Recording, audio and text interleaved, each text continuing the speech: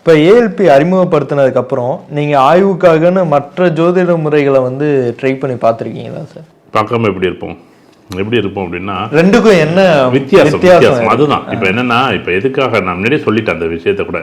இப்போ நான் 100 ஜாதகம் நான் போட்டு கையில் வச்சுருப்பேன். நாளைக்கு நீங்கள் கேட்டிங்கன்னா நான் எடுத்து கொடுக்கறதுக்கு நான் தயாராக இருப்பேன்.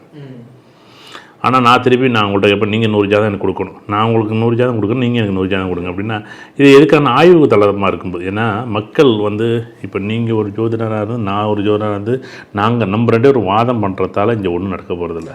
இதை பார்க்கக்கூடிய மக்களுக்கு ஏதாச்சும் 4 பேர் நடந்துடாதா, அஷ்டம சனி பயப்படாதான்னு சொல்கிறேன். சிம்ம லக்கணத்து அஷ்டம சனி ஒன்றும் பண்ணாதுங்கிறேன்.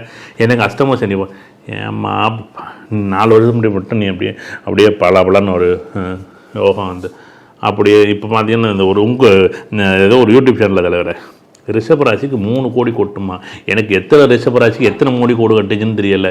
விருச்சிக ராசிக்கு அப்படியே யோகம் அப்படியே கொட்டிட்டு வரப்போகுது. எப்படிப்பா வரும் எனக்கு ஒன்றுமே புரியலை. எனக்கு அப்படியே வந்துச்சுன்னா சொல்லுங்கள் தலைவர், எங்கேயாச்சும் ரிஷபராசி ரிஷப லக்னத்து வீட்டுக்காரருக்கு போயிடுவோம் எல்லாரும் சேர்ந்து.